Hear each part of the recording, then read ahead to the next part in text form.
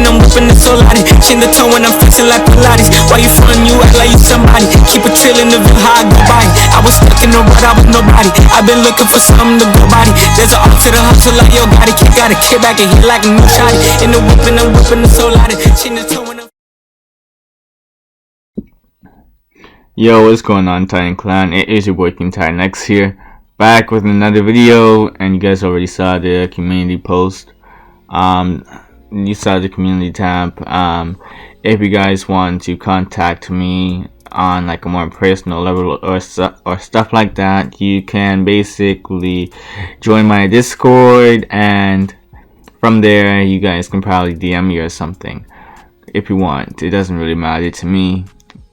But that's not important right now. What is important is the fact that we are going to be doing not the next part, but the very first part of, well, what if Deku was the son of Ra's al Ghul, the son of Demon?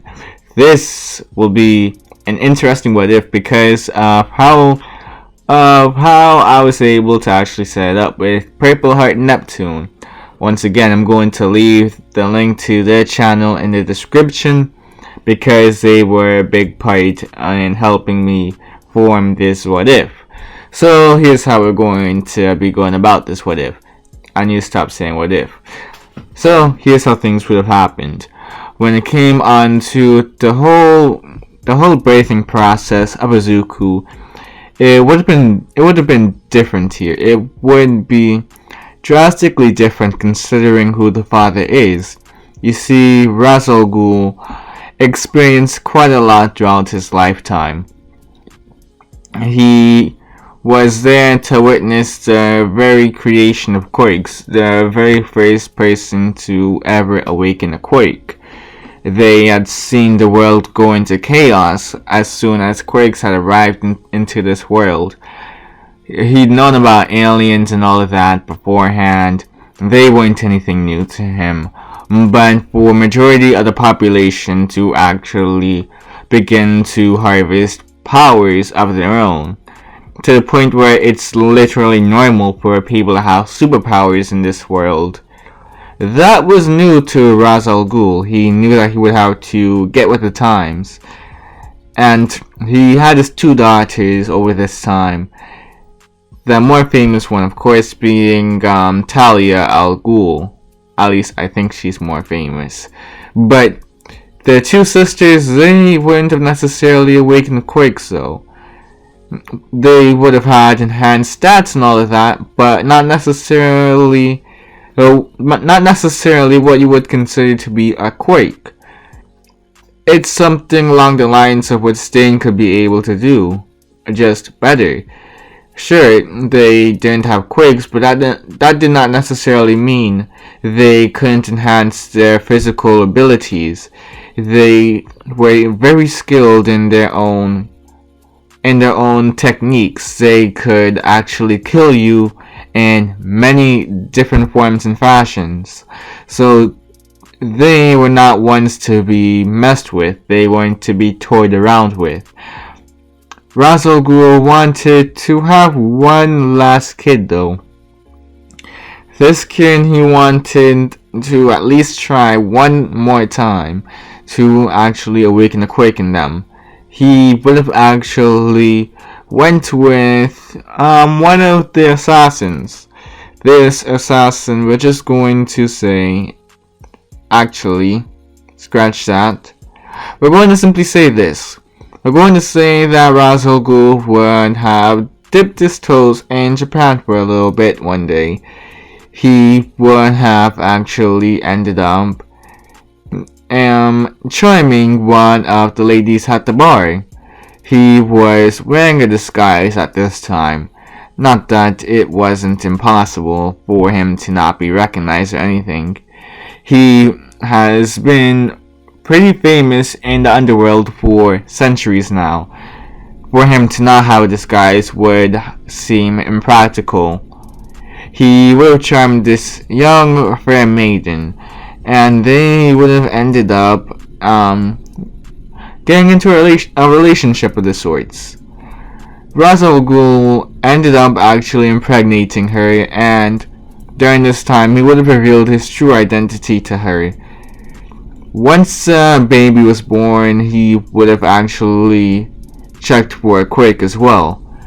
During this whole process of the birthing process, while the baby was still in the womb, what ended up happening was that Ra's al Ghul would have actually dipped the woman in the Lazarus pit a couple of times. He would have actually used some of the liquid from the Lazarus pits from all over the world, really, in order to get a certain effect, you could say. Rapid regeneration. He wanted to actually de-age the woman.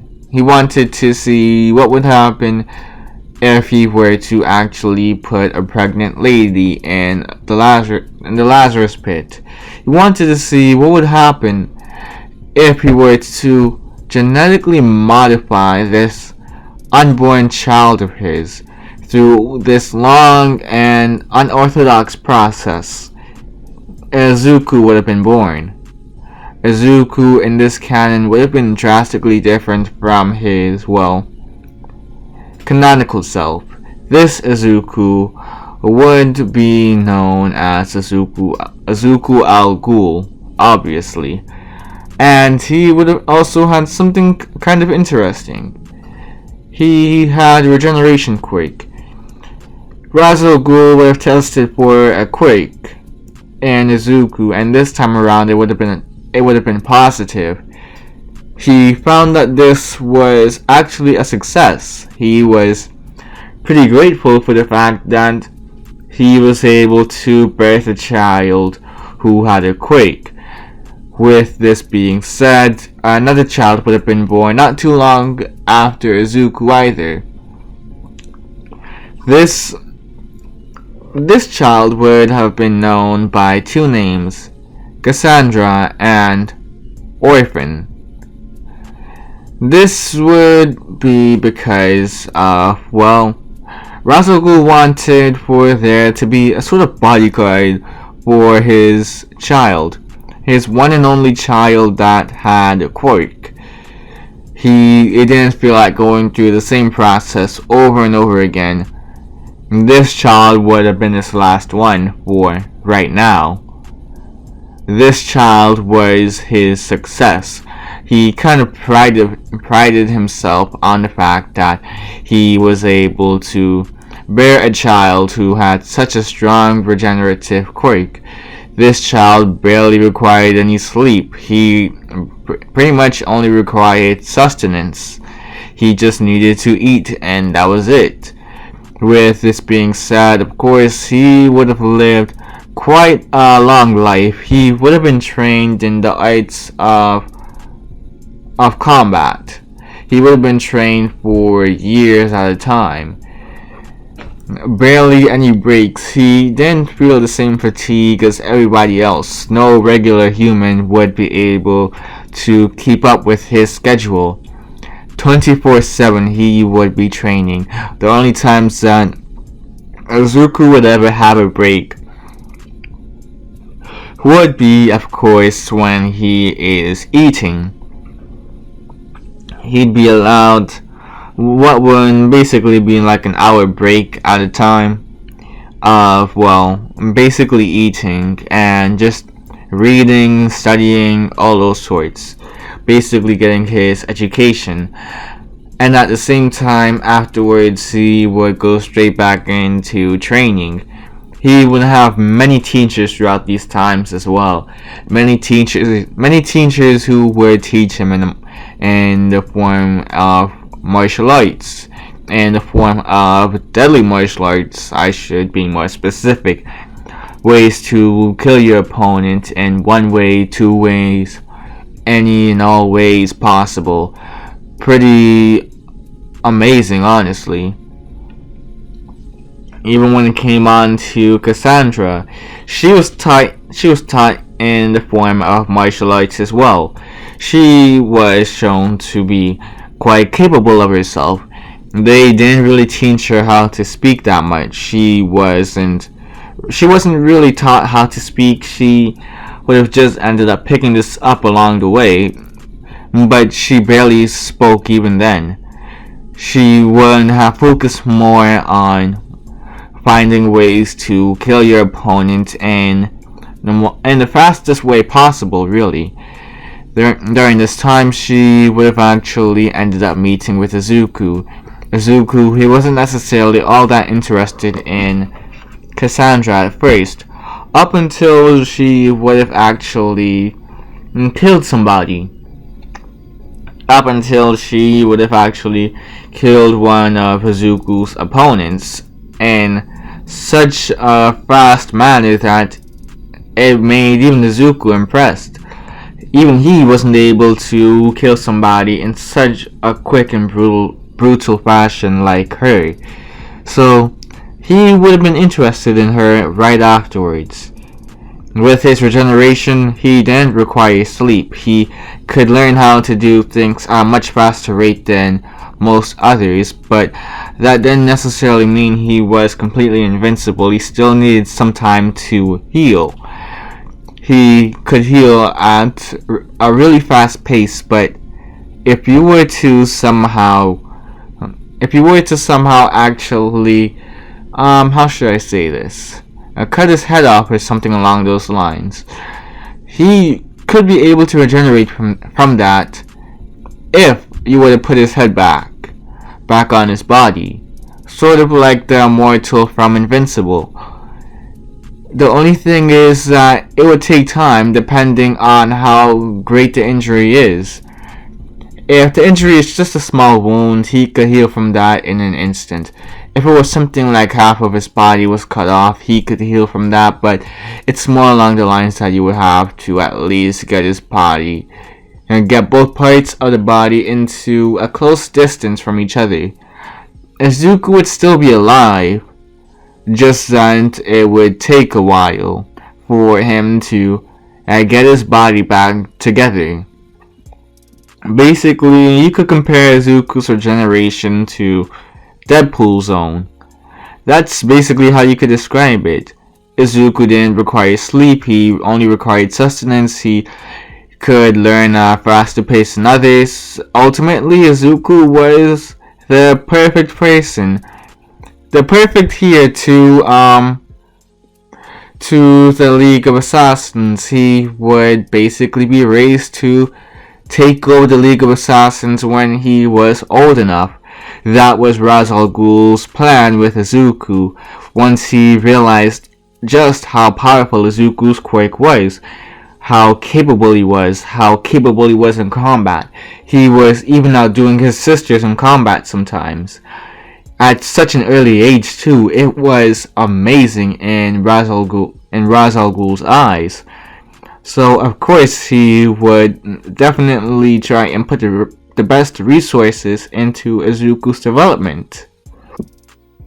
Izuku would have even gotten a pet of the sorts in the form of Goliath. If you guys don't remember who Goliath is, basically imagine that gigantic red bat that Damien has. He wouldn't have actually sent Izuku to get one of them while they were just a small thing, just a small baby, since they would be easier to control during that time, and they could instill into their minds that Izuku was their owner, that they were being taken care of by Izuku. Izuku, knowing that they could develop into such large creatures, would have definitely invested in getting one of them. He would of course name this one Goliath, and knowing that they could develop into a 10 foot tall large bat creature, he would have definitely treated them well, hoping that whenever they were to grow up, he could use them to really advance in his career as an assassin. He wasn't completely aware at the moment that he would be the one to inherit the throne, you could say. inherit the legacy of Ra's al Ghul.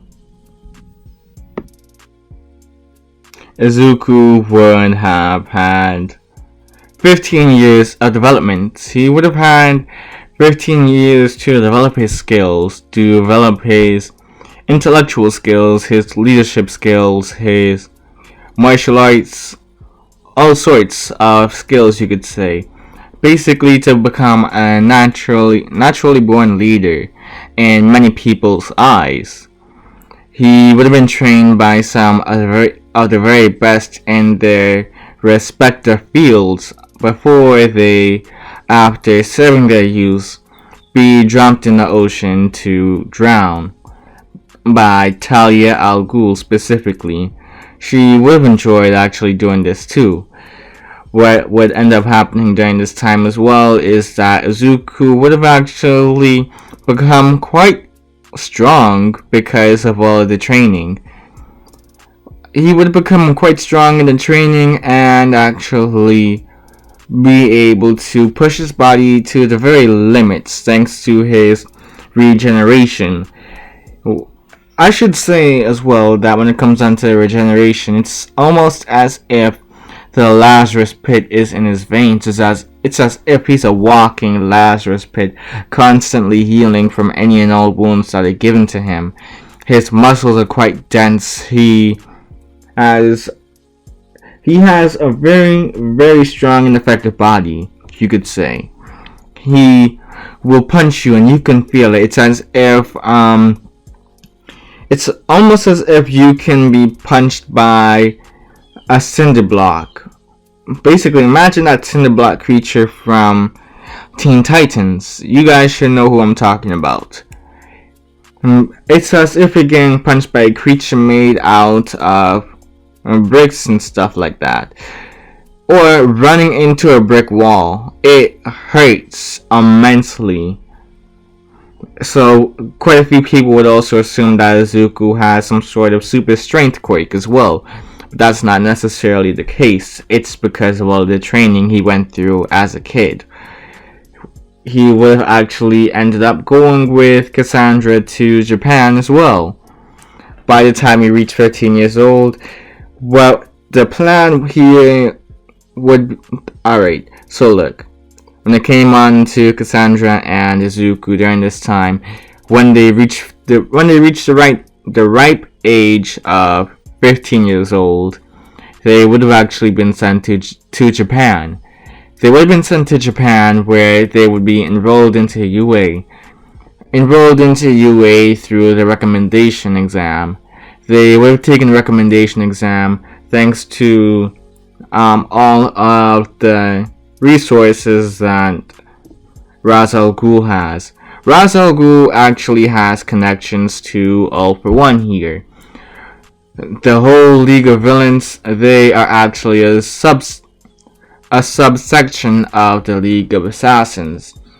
The whole reason for All For One joining up with Ra's al Ghul would have obviously been because of the fact that he wanted to have access to the Lazarus Pit. The Lazarus Pit would be incredibly useful for All For One's needs. He could actually use that for healing his own body, especially with what would have happened just a couple years prior.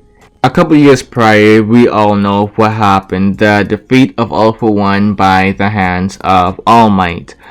So, of course, it would make sense that All For One would want to make some sort of pact with the League of Assassins.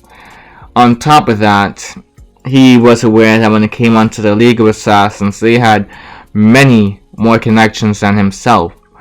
So, he wanted to actually get some of those resources as well, agreeing to be a subsection, agreeing to lend a hand when it came on to the protection of soldiers. He would have shown them some of his early models of the Nomu, and obviously Ra's al Ghul would have been interested in this, seeing that he would have mindless creatures that could rival some of the top heroes in this world. Heck, he could probably end up getting these guys to become strong enough to even take down the likes of Superman. Yes, the Justice League does exist in this universe. The only thing about them is the fact that they've been scaled down to match with the MHA universe in terms of power scaling. And this is because we can't just have a bunch of superheroes who are like planetary, multi-planetary solar system. You get the point. In a world where most of the guys in Japan and the rest of the world are like, what, city level? Mountain level at best, at their very best. Yeah, we simply could not have that, but you will get where I'm going with this.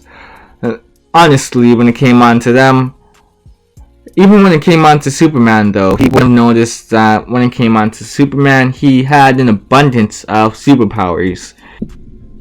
Superman was America's #1 hero. He was even stronger than All Might. All for One mentioned that he was coming up with Nomu who would be able to rival the likes of All Might in terms of strength.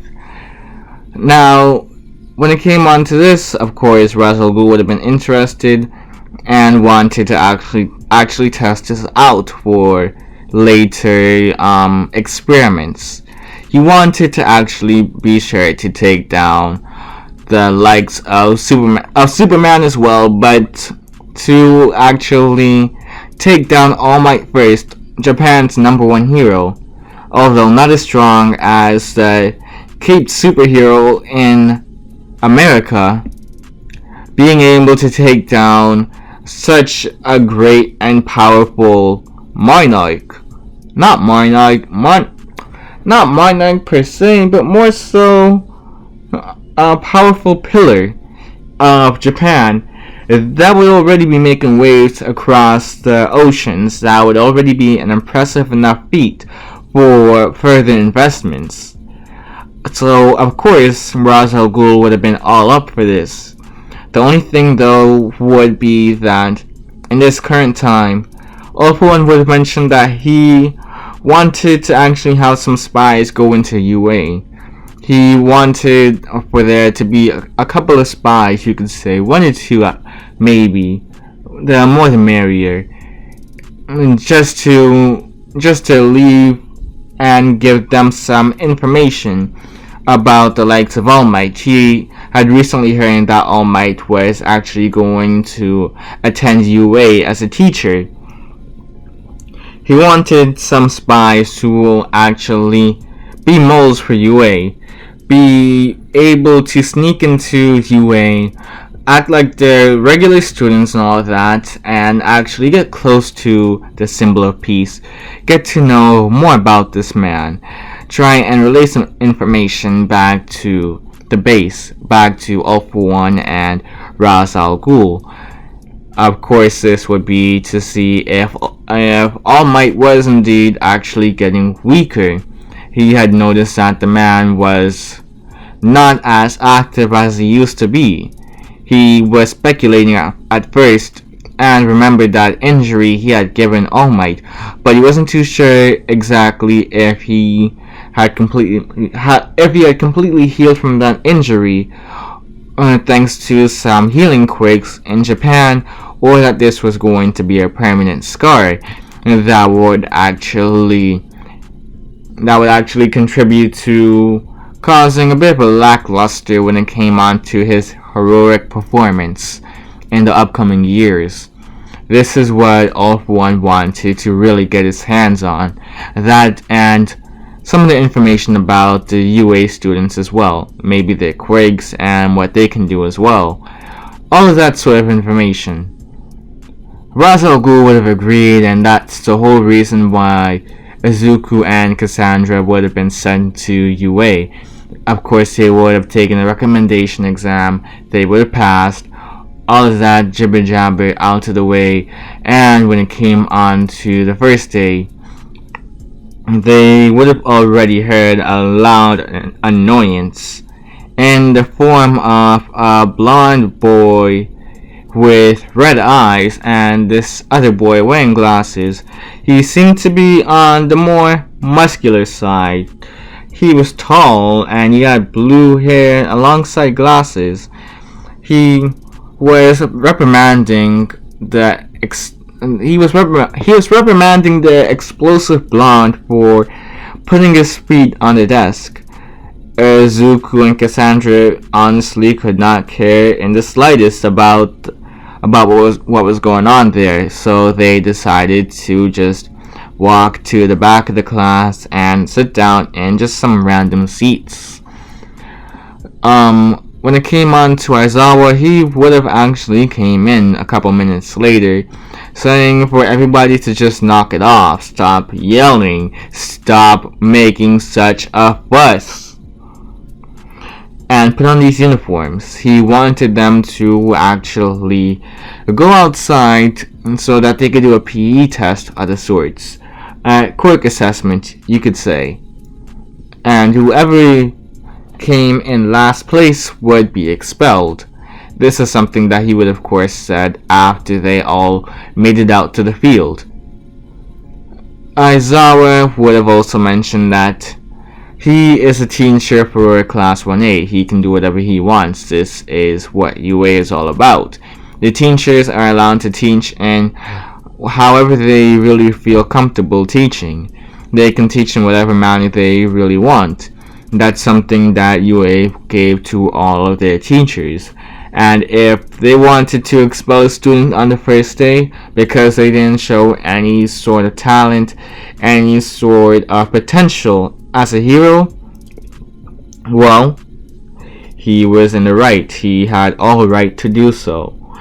UA was known for making strong heroes, not weaklings. Izuku heard this and was all ears, really. This was basically what was instilled to him from an early age. This was instilled into Cassandra as well from an early age. They were both taught that to be weak is failure. To be weak is something unforgiving. This world is an unforgiving world. You cannot afford to be weak at all. This is something that Zuko would have said as well. He agrees with the teacher's philosophy. He agrees that when it comes on to how somebody should be raised, it should be raised to a form of being strong. This is a world for survival. This is survival of the fittest. You cannot afford to be weak. You need to be crafty. You need to be sneaky. You need to play cheats. You need to cheat in this world if you want to truly succeed. Sure, that may be unbecoming of some heroes, but it's a matter of living in this world. If you decide to be a noble hero, well, guess what? You could be putting lives in danger. You could be putting multiple lives at danger, all because you wanted an honest fight with some villain who could care less about innocent civilians. Some of the students would just be looking at Zuko in awe and a bit of intimidation as well, because yeah, what Zuko was saying was right, but at the same time, it sounds as if he'd been through quite a bit throughout his life, and they're just wondering, what could this kid have gone through? He doesn't look to be all that injured. He doesn't seem to have all that many wounds on him. There's literally no scars on this boy's body, but at the same time, he speaks as if he's an old man. He speaks as if he's a veteran. What's up with this kid? Even Aizawa was questioning in his mind what's up with this kid, but he was happy to know that at least one of the students shared his philosophy, one student could actually understand where Aizawa was coming from, and he would have even had flashbacks to when he was incompetent as well. And that was the whole reason why one of his friends even ended up dying. Shirakumo. During the whole quirk assessment, what would end up happening is that Izuku and Cassandra would do very well, pretty impressive honestly. Izuku wouldn't have done absurdly well because of how he was raised, because of what his quirk could do. He would experience constant destruction and rebuilding of his muscles. He had fast twitch muscles. He was pretty built in the muscle department. But at the same time, the way that he would have developed his muscles wouldn't have been to that of a bodybuilder or anything. More so of a sprinter, you could say. He would have invested more time into flexibility and strength at the same time. He didn't want to be bulky like that of somebody like Endeavor or All Might. Like some of the bulkiest heroes, he didn't really admire that because he realized that, well, why have that when you can be more athletic, when you're able to do more parkour, you could say. He would need to be able to fit through tight spaces, be able to actually cut corners, be able to do many things as an assassin that he simply would not be able to do if he was built like the likes of All Might. So, of course, many students would be impressed by Izuku's speed and strength during these tests. Same for Cassandra as well. When it comes on to Cassandra, she has a flexibility quirk of the sorts. This quirk would have allowed her to basically, you could say, move at a fast pace. She was able to catch things at a very fast pace. She was actually able, it's not necessarily super speed, but she has enhanced reflexes. So she's able to do things, she's able to perceive things at a faster rate than others. And although not necessarily like she can run fast, she's only able to run as fast as her body is capable of moving. But when it comes down to catching things, leaping, doing all those sort of things, yeah, she's a different breed. That's something that would really make her stand out from the rest of the class. And this would be discovered later on when they are in the next portion, the very next day, when they would have class with All Might.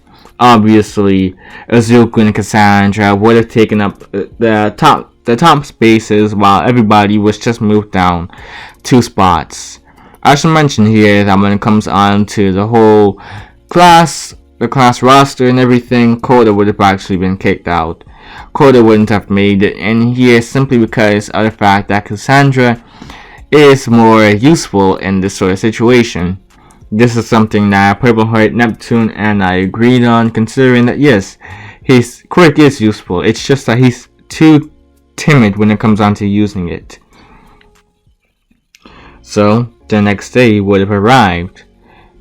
When it came on to everybody, they would have actually decided to, well, keep Mineta here because of that one stunt he was able to get in the side-to-side test.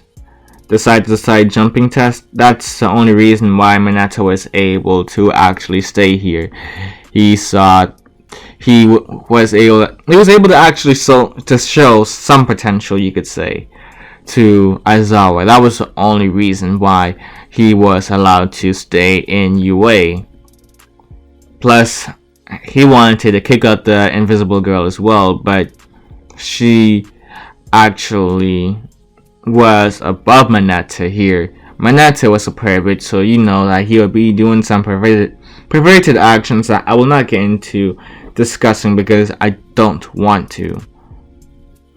So the next day would arrive. Izuku and Cassandra would have been in skin-tight suits that were pretty plain, black. They were pure black. They had some armor alongside them, alongside the skin-tight suit, but it was overall not too remarkable.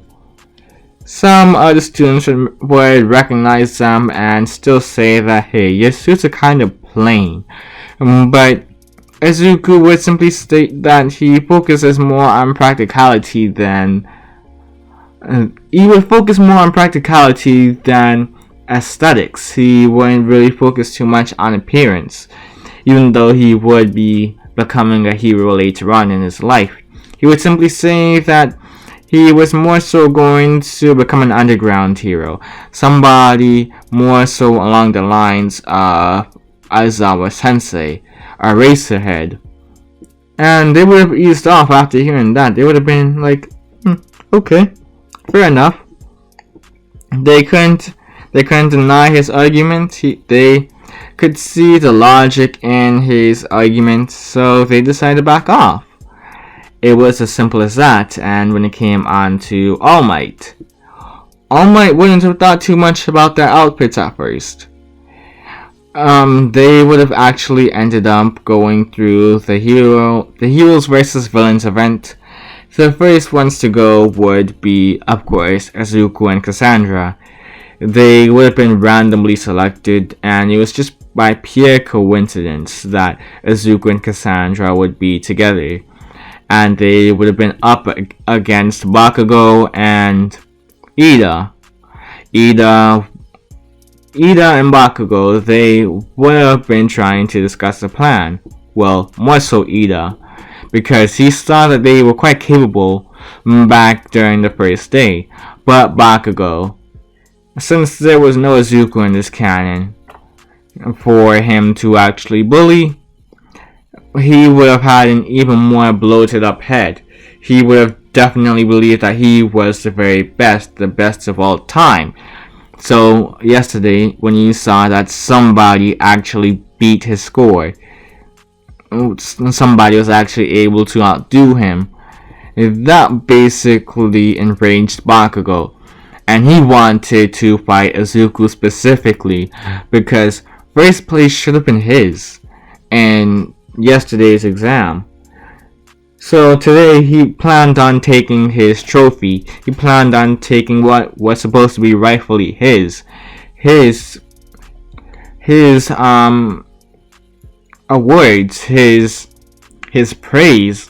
All of this should have belonged to Bakugo, not Izuku, not this extra, you could say.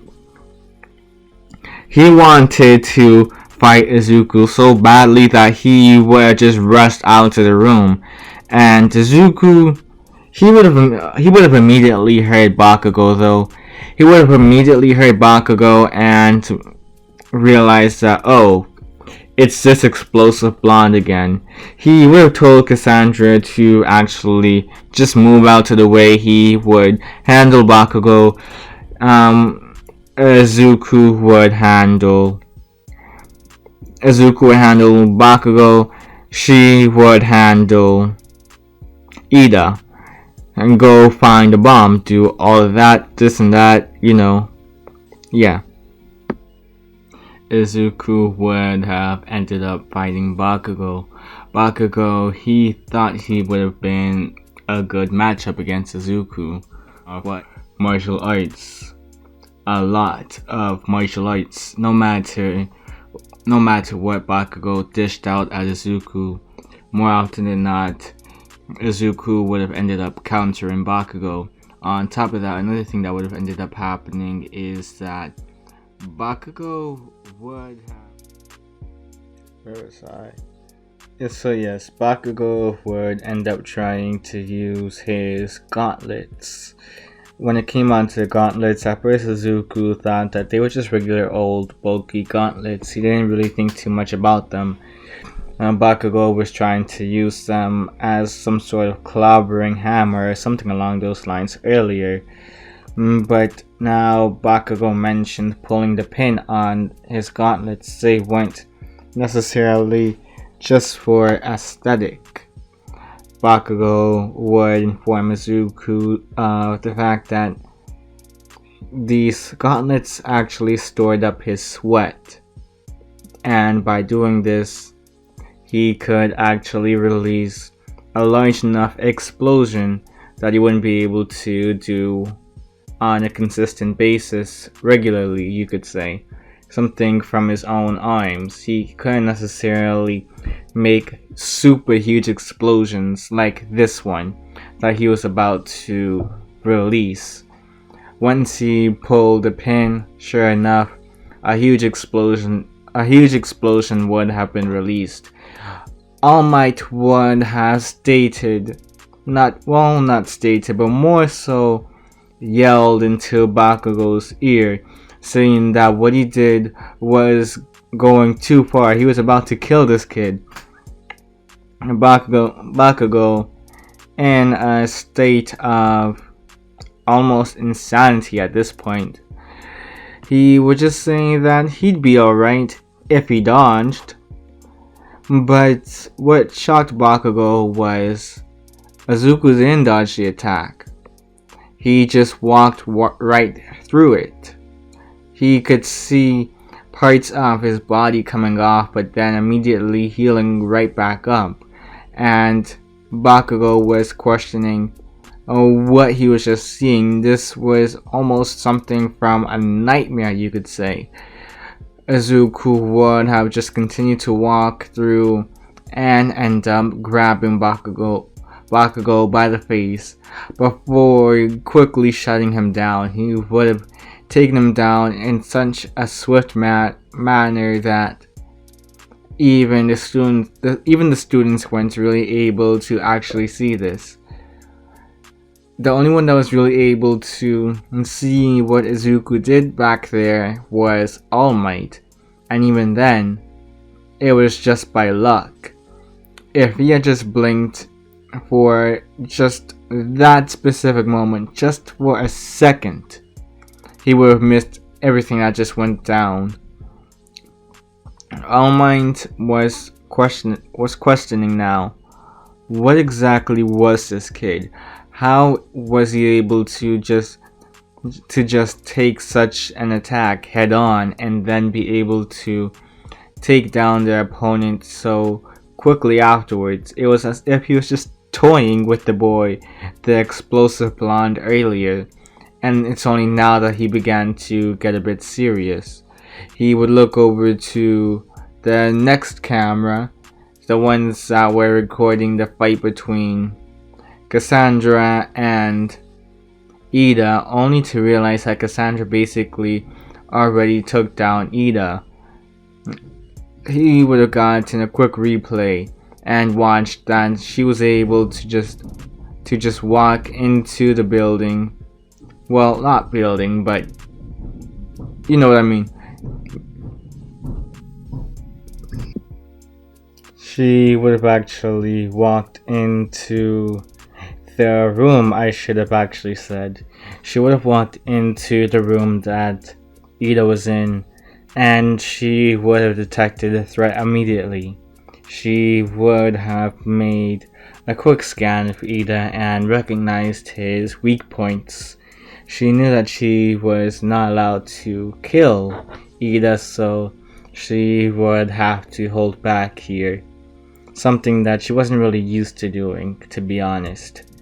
So she would have adjusted her methods to where it would be in a non-lethal fashion, just enough to where it would actually take down Ida for a good amount of time. This would end up resulting in Ida's legs being tripped and his joints locking together.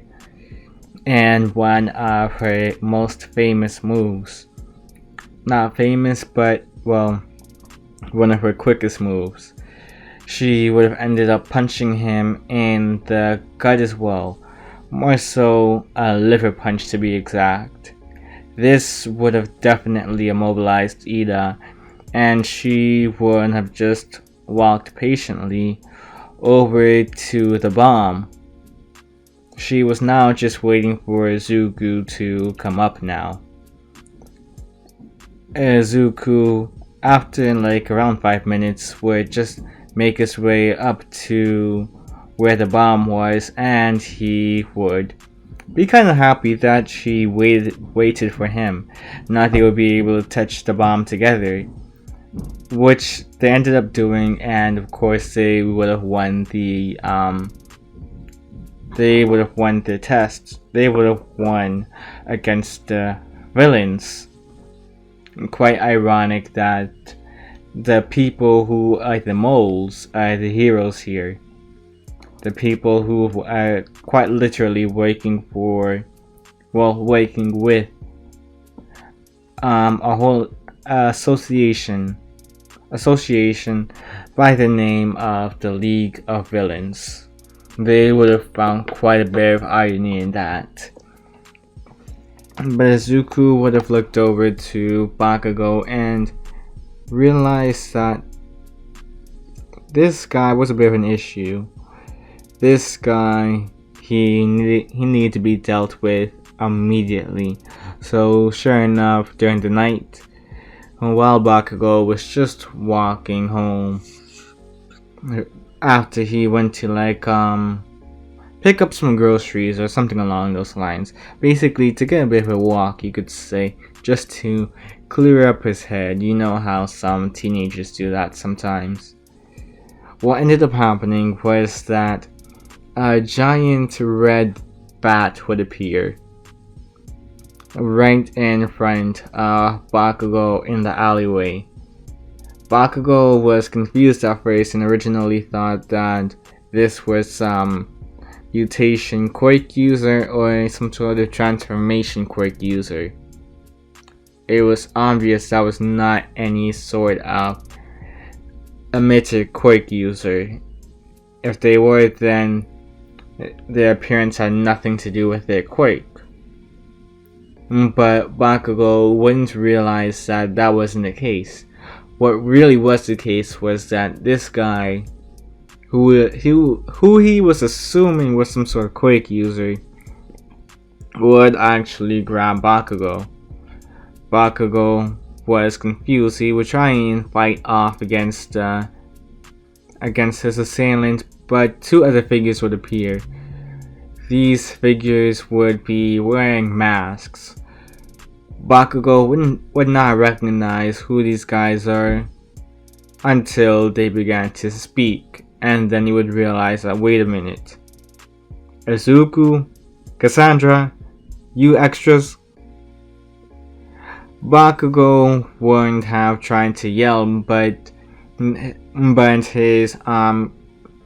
person that captured him, the animal that captured him, I should be saying, they would have muffled his mouth. They would have covered his mouth and make sure that his words would be coming out muffled.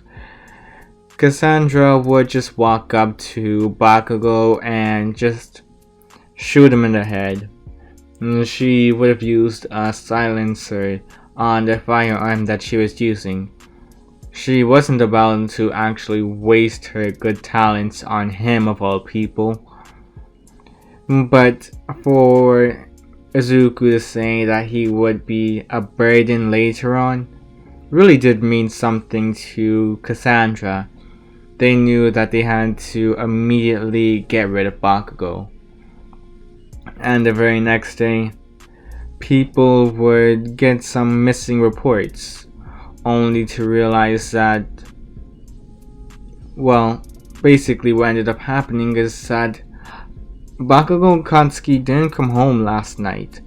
His mother was concerned. No matter how bad she did yell at her son, no matter how much she yelled at her son and how much he yelled at her, she still loved him. He was her son after all. And on top of that, what ended up happening to our son, the heroes would have actually gone on a bit of an investigation throughout town, only to realize later that there was one hand that was not even bleeding out at this point. It completely bled out. The police would have confiscated a hand and marked up the alleyway with their police tape, saying that this was some sort of evidence. This was basically a murder scene, although the only evidence for murder was, well, that little bit of blood in the hand that was left by the killers, apparently. And what they ended up doing was that, of course, they would have a DNA test go around, just testing the blood samples and seeing who it matched with, only to find out that it was Bakugo Kansky's own. When Mitsuki heard the news, she was tormented hearing this. She was at a complete loss for words, and she couldn't really process all of this information before she just broke down crying. She just couldn't process it all. Her one and only son dead at the age of 15. No mother should ever have to go through such a moment where they would have to have some sort of open casket. They would have to bury the remains of their child. And now it was just a hand, not even a full body. She wouldn't even have that sort of closure. Not to even see her son one last time. If she knew this would happen to him, she wouldn't have been yelling at him that one last night for something so trivial as taking out the garbage. She honestly did not know what to do at this point. She felt completely defeated. The students at UA would also hear about this incident, and of course this would also circle to Class 1A. Izuku and Cassandra, they wouldn't really be talking too much. They would have just kept their distance from the rest of the class, but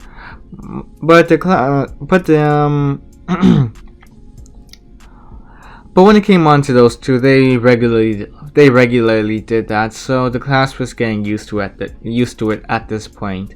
This was around day 3, you could say. They would have gotten used to these guys being so distant from the rest of their classmates, but even then, these two would end up talking to some of their classmates just a little bit, not saying too much about the death of Bakugo, because they knew that they were the ones to have actually done the crime, done the deed, all of that. They made sure to keep their cards close to them, make sure that nobody had their cards. Nobody would know what really went down back there. And they wore masks too. They wore their masks. They spoke a little bit, but hardly enough for anybody to really use it against them.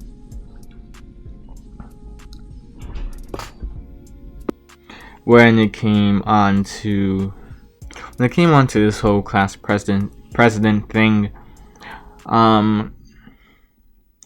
well, of course, Aizawa would walk into the class, mention the unfortunate passing of Katsuki Bakugo, and he wished that they could have a moment to grieve, but at the same time, they needed to make sure these guys could become pro heroes, and they had something serious to get through, this being who was going to be the class president.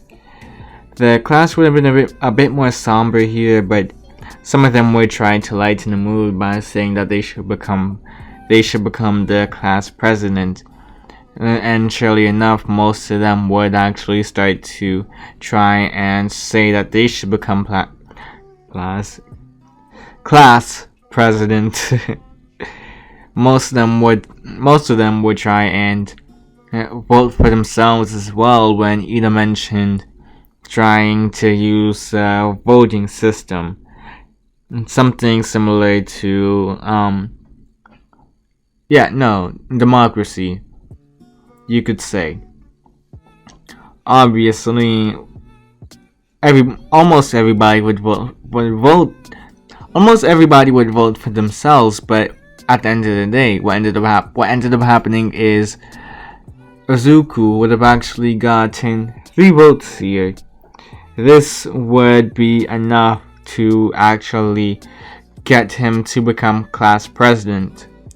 The reason why he was able to become class president is because of the fact that these guys saw what Izuku was capable of doing against Bakugo just yesterday. He seemed to be so determined and wanting to win, and he clearly shown that he was capable as well, that it really made some of them believe in Izuku's capabilities. Of course, Izuku would have voted for himself. Cass would have also voted for Izuku. And Todoroki, he would have actually voted for Izuku because of the very reasons I listed out. So yeah, basically a bit of a lie. It's mainly just Todoroki who voted for Izuku because of what he's able to do, what he was able to show back at the battle trials. And of course, when it comes on to Cassandra, she basically is Izuku's pet at this point. She basically adores Izuku, you could say, because he actually treats her like a human. Of course, when it comes on to this whole thing with the villains actually invading UA, well, more so the news press. When it came on to the news press, obviously, when people were just talking about it, people were just in the cafeteria talking, and then suddenly they heard alarms talking about a breach. Many people would have started to panic, especially third years who have been here for like 3 years and they never ever heard of a breach happening. So everybody would immediately be alarmed because for UA to get a breach meant that there was some sort of powerful being on campus or something along those lines. What ended up happening is Izuku would have just stuffed his hands in his pockets and just strolled through the crowd of kids who were basically acting like maniacs, people trying to get out as soon as possible.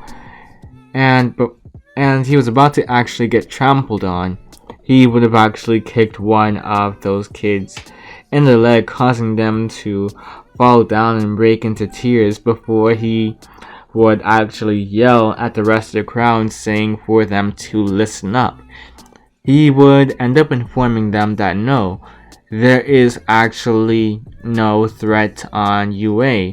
There is no threat to UA right now. As a matter of fact, it's just the news press outside that just managed to make their way into UA, especially after hearing that All Might was a teacher at UA and one of the students died already. So of course the news media would try and get an interview with as many people from UA as possible. Do you know how much people would be tuning into the news at that time? They would get so many views, so much. All of that would just pile up. They could make a pretty good profit off of this. This would actually blow up some of their careers as well. they could actually build up a bunch of connections from this sort of interview. But after informing everybody about this, many students would actually start to calm down and look through the windows, realize Izuku was right, and be like, well, I guess we were overreacting. Many people would start to react normally now. Many people would stop trying to run over each other, and that's basically how we ended. Many people from Class 1A would actually start to see Izuku in more of a leader type role afterwards. When it came on to the ride to the USJ, this is when things get kind of interesting, because Tsuyu would actually ask Izuku about his quirk.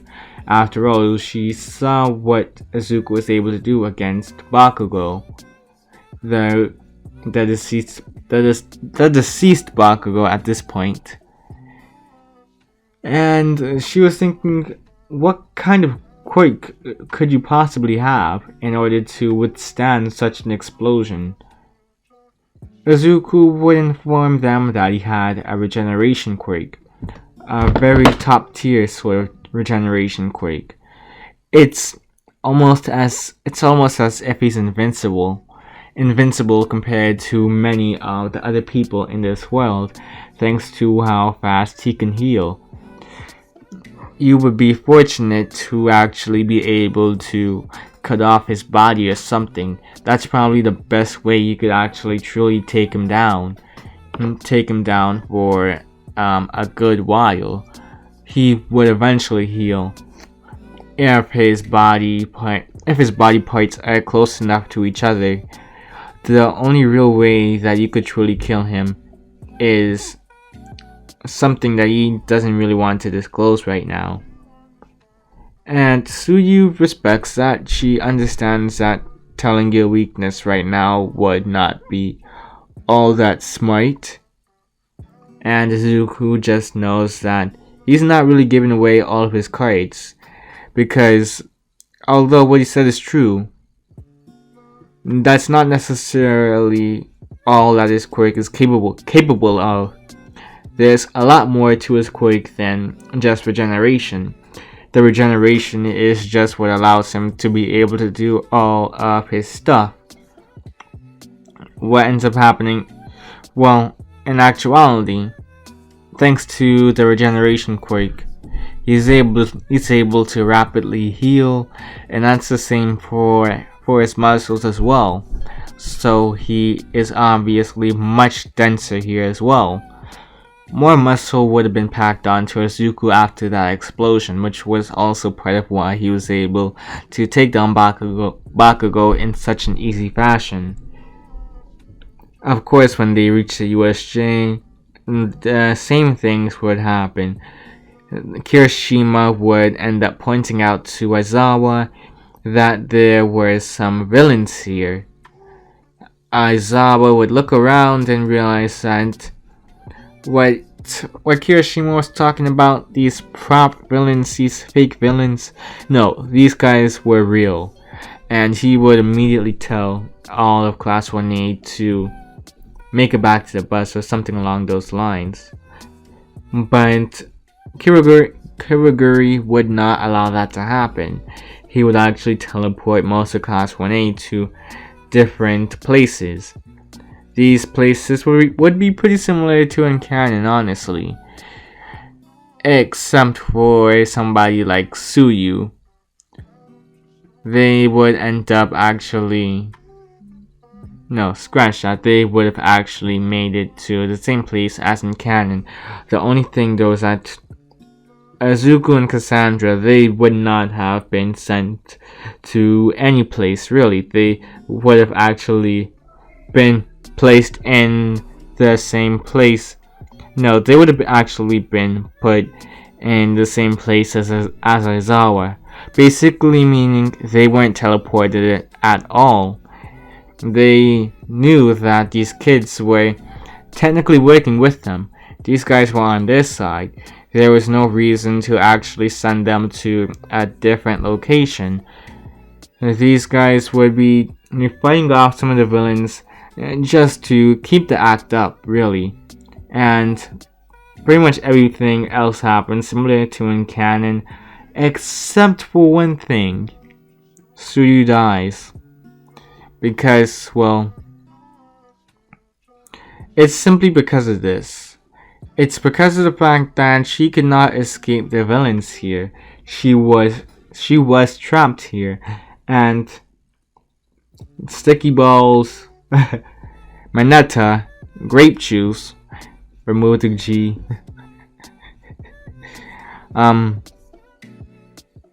They just weren't. They were just missing the element of Izuku's whirlpool. That finger flick Izuku made back then was able to actually put everything together. He was the last piece of the puzzle, but because he's not here, two people would have actually died. Suyu and Manetta. And that's something that would have just dawned on Class 1A. This would be something that Class 1A would have to live with for the rest of their lives. The only people who wouldn't really care are Izuku and Cassandra. They were working with the League of Villains after all. And of course, when All Might arrives, everything is seemingly good to go. But two people died, at least two people. When it came on to 13, they thought they were dead as well for a minute, but they realized that no, they were just barely holding on to life, and so they would immediately put them on the stretchers. And the same for Aizawa as well. After he got beat up by the Nomu, they would have all been sent to the infirmary where they would be patched up. And that's basically it. Class 1A would hold a funeral for their deceased classmates. And now they will have to think about the sports festival. Because they needed to become heroes even more than ever now. They needed to become strong for the deceased members of Class 1A. And that's how I'm going to be ending it now. It is your boy King Tynex here. Out. Remember to like, share, comment, and subscribe. My throat hurts after this, and yeah, let's go. 1 hour long.